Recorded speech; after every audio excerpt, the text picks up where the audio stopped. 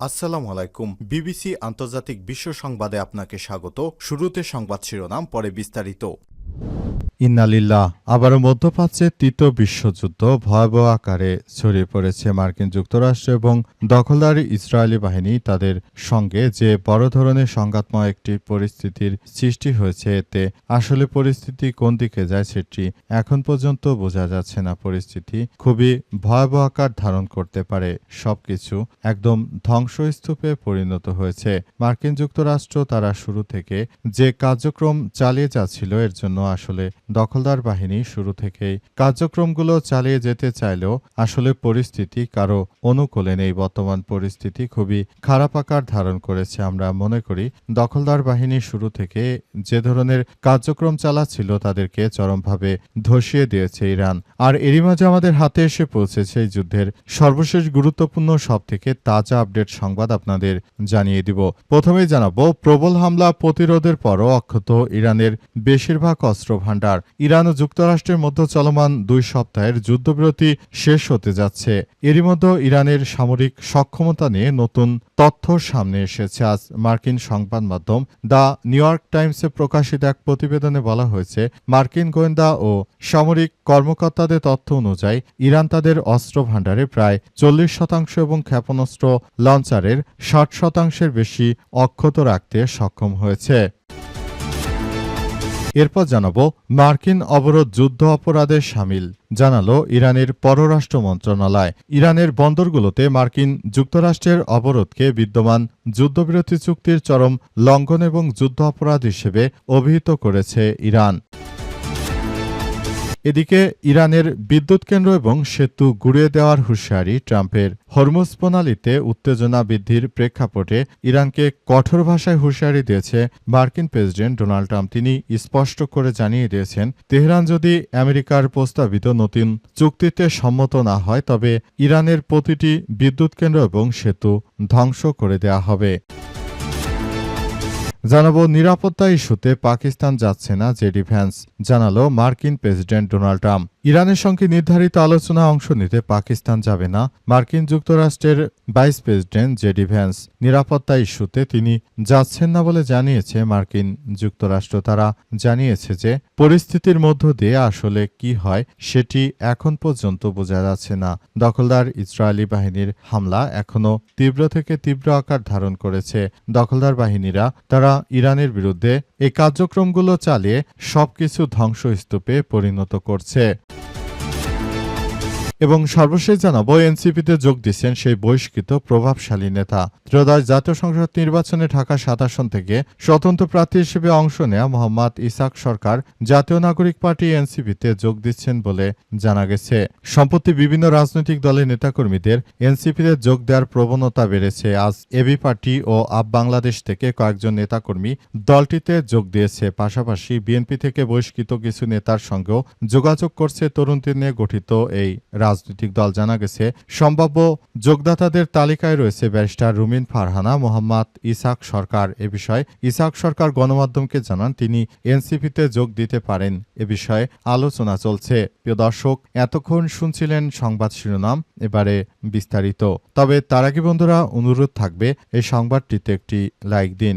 এই চ্যানেলে আপনি নতুন হয়ে থাকলে আমাদের সংবাদটি দেখতে দেখতে চ্যানেলটি সাবস্ক্রাইব করে রাখুন। কমেন্ট করে বন্ধুরা আপনার মূল্যবান মতামত জানিয়ে দিন আপনি বিশ্বের কোন দেশ থেকে বা বাংলাদেশের কোন স্থান থেকে আমাদের সংবাদটি দেখছেন এবং শুনছেন। আর বন্ধুরা, সংবাদটি আপনার সোশ্যাল মিডিয়া ফেসবুকে শেয়ার করে বন্ধুদেরও দেখার সুযোগ করে দিন। গাজা যুদ্ধে আপনি যদি নিরীহ ফিলিস্তিনিদের ভালোবেসে থাকেন, কমেন্টে ইয়েস লিখে পুরো বিশ্বকে আমাদের এই সংবাদটি দেখার সুযোগ করে দিন। এবারে বিস্তারিত। প্রবল হামলা প্রতিরোধের পরেও অক্ষত ইরানের বেশিরভাগ অস্ত্রভাণ্ডার। ইরান ও যুক্তরাষ্ট্রের মধ্যে চলমান 2 সপ্তাহ যুদ্ধবিরতি শেষ হতে যাচ্ছে 22 এপ্রিল। এর মধ্যেই ইরানের সামরিক সক্ষমতা নিয়ে নতুন তথ্য সামনে এসেছে। আজ মার্কিন সংবাদ মাধ্যম দ্য নিউ ইয়র্ক টাইমসে প্রকাশিত এক প্রতিবেদনে বলা হয়েছে যে মার্কিন গোয়েন্দা ও সামরিক কর্মকর্তাদের তথ্য অনুযায়ী ইরান তাদের অস্ত্রভাণ্ডারের প্রায় 40% এবং ক্ষেপণাস্ত্র লঞ্চারের 60% বেশি অক্ষত রাখতে সক্ষম হয়েছে। কর্মকর্তারা জানায়, 8 এপ্রিল থেকে শুরু হওয়া যুদ্ধবিরতির সময় ১০০টিরও বেশি লাঞ্চার উদ্ধার করা হয়েছে এবং সেগুলো গুহা বা বাংকারে লুকানো ছিল। এতে ধারণা করা হচ্ছে ইরান ধীরে ধীরে তাদের সামরিক সক্ষমতা পুনর্গঠনের চেষ্টা করছে। এছাড়াও হামলায় ক্ষতিগ্রস্ত ডিপো এবং ভূগর্ভস্থ স্থাপনা ধ্বংসস্তূপের নিচে থাকা ক্ষেপণাস্ত্র উদ্ধারের কাজও চলছে। কিছু বিশ্লেষণ অনুযায়ী এই প্রক্রিয়া শেষ হলে ইরান তাদের আগের অস্ত্র ভাণ্ডারের ৭০% পর্যন্ত পুনরুদ্ধার করতে পারবে বলে ধারণা করা হচ্ছে। ইরান যদি এভাবে তাদের অস্ত্র ভাণ্ডার পুরোপুরি রিকভার করতে পারে তাহলে মার্কিন যুক্তরাষ্ট্রের খেলা খতম। কারণ মার্কিন যুক্তরাষ্ট্র তারা শুরু থেকে ইরানের বিরুদ্ধে যে অস্ত্রশস্ত্র ব্যবহার করেছে এবং যেভাবে আক্রমণ চালিয়েছে এতে মার্কিন যুক্তরাষ্ট্র পুরোপুরি ফেঁসে গেছে। তারা ইরানের বিরুদ্ধে আসলে কোনো কিছুই করতে পারেনি। পুরো পরিস্থিতি আসলে মার্কিন যুক্তরাষ্ট্রের প্রতিকূলে চলে গেছে। দখলদার ইসরায়েলের প্রধানমন্ত্রী বেনিয়ামিন নেতানিয়াহুর কথা শুনে তিনি এখানে আক্রমণ চালিয়ে যাওয়ার পর মূলত সবকিছু বুঝতে পেরেছে যে পরিস্থিতি আসলে ধীরে ধীরে খুবই খারাপ আকার ধারণ করেছে এবং এই পরিস্থিতির মধ্য দিয়ে সবাইকে এগিয়ে যাওয়ার বিষয়গুলো খুবই দ্রুততম সময়ের মধ্যে দেখতে হবে এবং এসব পরিস্থিতির মধ্য দিয়ে দখলদার ইসরায়েলি বাহিনীকে চরমভাবে ধসিয়ে দিয়েছে ইরানের ইসলামী বিপ্লবী গার্ড বাহিনীর সদস্যরা। পরিস্থিতি যতই খারাপ হোক না কেন দখলদারদের বিরুদ্ধে এই কার্যক্রম অব্যাহত রাখার ঘোষণা দিয়েছে ইরান এবং ইরান এমনভাবে তারা আবারও পুনরায় সুসজ্জিত হচ্ছে, দখলদারদের একদম ধূলিসাৎ করে দেয়া হচ্ছে। মার্কিন অবরোধ যুদ্ধ অপরাধের শামিল জানালেন ইরানের পররাষ্ট্র মন্ত্রণালয়। ইরানের বন্দরগুলো যে অবরোধের মুখে পড়েছে মার্কিন যুক্তরাষ্ট্রের এটি এক ধরনের সন্ত্রাসী কর্মকাণ্ড বলে জানিয়েছে ইরানের পররাষ্ট্র মন্ত্রণালয়। তারা জানিয়েছে যে মার্কিন যুক্তরাষ্ট্র যে ধরনের কার্যক্রম চালিয়ে যাচ্ছে এটি আসলে কোনোভাবেই গ্রহণযোগ্য হতে পারে না বলে নিশ্চিত করা হয়েছে।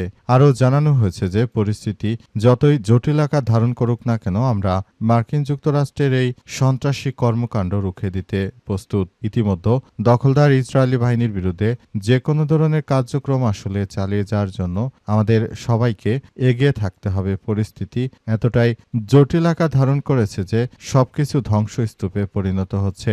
মার্কিন যুক্তরাষ্ট্র এবং দখলদার ইসরায়েলি বাহিনী যে ধরনের কার্যক্রম শুরু করেছে এটি কোনোভাবেই গ্রহণযোগ্য নয়। পুরো বিশ্বজুড়ে দখলদার ইসরায়েলি বাহিনীর বিরুদ্ধে আমাদের এই অগ্রযাত্রা চালিয়ে যেতে হবে বলে নিশ্চিত করা হয়েছে। পরিস্থিতি এতটাই জটিল আকার ধারণ করেছে যে দখলদার ইসরায়েলি বাহিনী এখন মার্কিন যুক্তরাষ্ট্র মিলে তারা ইরানের হাতে পায়ে ধরে যুদ্ধ বন্ধ করার অনেক প্রচেষ্টা চালিয়ে যাচ্ছে। ইহুদিবাদীরা তারা শুরু থেকে মনে করেছিল হয়তো তাদের কিছুই হবে না, কিন্তু পরিস্থিতি যতদিন যাচ্ছে ততই আসলে দখলদার ইসরায়েলি বাহিনীর বিপক্ষে চলে যাচ্ছে। সবকিছু একদম ধ্বংসস্তূপে পরিণত হয়েছে। পরিস্থিতি যতই দিন যাচ্ছে তত তীব্র থেকে তীব্র আকার ধারণ করার মধ্য দিয়ে এগিয়ে যাচ্ছে এবং সবকিছু একদম মাটির সঙ্গে মিশিয়ে দেওয়া হচ্ছে। যতই জায়নবাদীরা চেষ্টা চালাক না কেন তারা আসলে পুরোপুরি ব্যর্থ হচ্ছে ইরানের কাছে। ইরানের বিদ্যুৎ কেন্দ্র এবং সেতু গুঁড়িয়ে দেওয়ার হুঁশিয়ারি ট্রাম্পের। হরমুজ প্রণালীতে উত্তেজনা বৃদ্ধির প্রেক্ষাপটে ইরানকে কঠোর ভাষায় হুঁশিয়ারি দিয়েছেন মার্কিন প্রেসিডেন্ট ডোনাল্ড ট্রাম্প। তিনি স্পষ্ট করে জানিয়ে দিয়েছেন যে তেহরান যদি আমেরিকার প্রস্তাবিত নতুন চুক্তিতে সম্মত না হয় তবে ইরানের প্রতিটি বিদ্যুৎ কেন্দ্র সেতু ধ্বংস করে দেওয়া হবে। মার্কিন যুক্তরাষ্ট্রের প্রেসিডেন্ট এই কুখ্যাত সন্ত্রাসী ট্রাম্প আরও দাবি করে জানিয়েছেন যে পুরো মধ্যপ্রাচ্য জুড়ে যে ধরনের একটি সংঘাতময় পরিস্থিতি এবং যে সমস্যাগুলোর সৃষ্টি হয়েছে এতে করে আসলে পুরো মধ্যপ্রাচ্য জুড়ে দখলদার ইসরায়েলি বাহিনী তারা নতুন করে আবারও ভয়াবহ একটি বিপর্যয় ডেকে নিয়ে এসেছে। এই বিপর্যয়ের মুখে তারা ফেলে দিয়েছে মার্কিন যুক্তরাষ্ট্রকে। যুক্তরাষ্ট্র এখন এই যুদ্ধ না পারছে চালিয়ে যেতে, না পারছে যুদ্ধ পরিহার করতে, অর্থাৎ এই যুদ্ধ করতে এসে মার্কিন যুক্তরাষ্ট্র পুরোপুরি ফেঁসে গেছে। তারা শুরু থেকে যুদ্ধ করতে চেয়েছিল না, কিন্তু এখন আসলে তারা এই যুদ্ধ করতে বাধ্য হচ্ছে। কারণ এই যুদ্ধ এতটাই তীব্র আকার ধারণ করেছে যে পরিস্থিতি সবকিছু তাদের অনুকূল নয়, বরং তাদের প্রতিকূলে চলে গেছে। এই পরিস্থিতির মধ্য দিয়ে জায়নবাদীরা শুরুর দিকে ইরানের বিরুদ্ধে শক্তিশালী প্রতিরোধ গড়ে তুললেও এখন আসলে সম্মিলিতভাবে ইরান এবং তার মিলিশিয়া বাহিনীগুলো ইহুদিবাদীদের বিরুদ্ধে যে আক্রমণ চালিয়ে যাচ্ছে সে আক্রমণে ধরাশায়ী হয়ে পড়েছে এই দখলদার সেনারা। এজন্য দখলদার সেনারা তারা এখন কোনো কিছুই করতে পারছে না, বরং তারা পুরোপুরি একদম ব্যর্থতায় পর্যবসিত হয়েছে। নিরাপত্তা ইস্যুতে পাকিস্তান যাচ্ছে না জেডি ভ্যান্স। মার্কিন প্রেসিডেন্ট ডোনাল্ড ট্রাম্প ইরানের সঙ্গে নির্ধারিত আলোচনা অংশ নেবে না জেডি ভ্যান্স বলে জানিয়েছে মার্কিন যুক্তরাষ্ট্রের প্রেসিডেন্ট ডোনাল্ড ট্রাম্প। তিনি ঘোষণা দিয়ে আজ এসব তথ্য নিশ্চিত করেছেন। তিনি আরও জানিয়েছেন যে মার্কিন যুক্তরাষ্ট্র তারা কোনোভাবে এই কার্যক্রমগুলো চালাতে পারছে না। তারা মূলত সমস্যাগুলো আইডেন্টিফাই করার চেষ্টা করলেও পরিস্থিতি তাদের প্রতিকূলে চলে গেছে। মার্কিন যুক্তরাষ্ট্র শুরু থেকে আসলে এই প্রক্রিয়াগুলো সুন্দরভাবে গড়ে তোলার মধ্য দিয়ে গেলেও শেষ পর্যন্ত তারা পুরোপুরি ব্যর্থ হয়েছে।